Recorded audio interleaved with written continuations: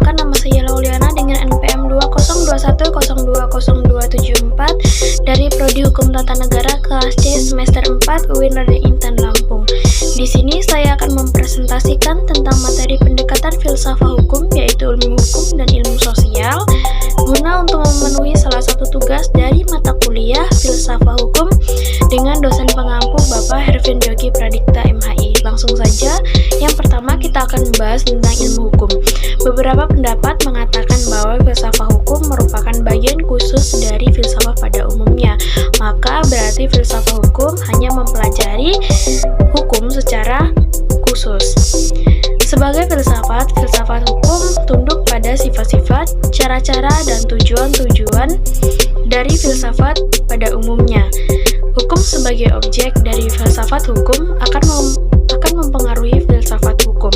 Objek tersebut dikaji secara mendalam sesuai kepada inti atau dasarnya, yaitu disebut hakikat.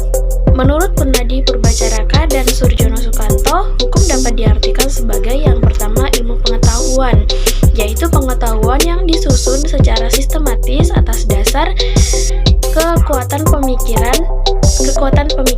Yang kedua yaitu disiplin. Disiplin adalah sistem ajaran tentang kenyataan atau gejala-gejala yang dihadapi.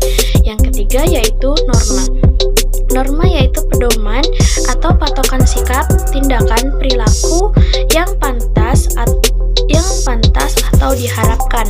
Yang keempat, tata hukum, yaitu struktur atau proses perangkat norma-norma hukum yang berlaku pada waktu tertentu, tempat tertentu, serta berbentuk tertulis. Yang kelima, petugas. Petugas merupakan kalangan pribadi yang berhubungan erat dengan penegak hukum. Yang keenam, keputusan penguasa, yaitu hasil proses diskresi.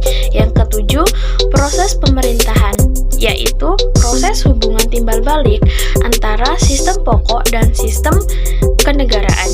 Yang kedelapan, sikap tidak ajak atau perilaku yang teratur, yaitu perilaku yang diulang-ulang dengan cara yang sama dengan tujuan untuk mencapai perdamaian. Yang kesembilan, jalinan nilai-nilai, yaitu jalinan dari konsepsi abstrak tentang apa yang dianggap baik dan apa yang dianggap buruk. Selanjutnya, kita akan membahas tentang ilmu filsafat sosial.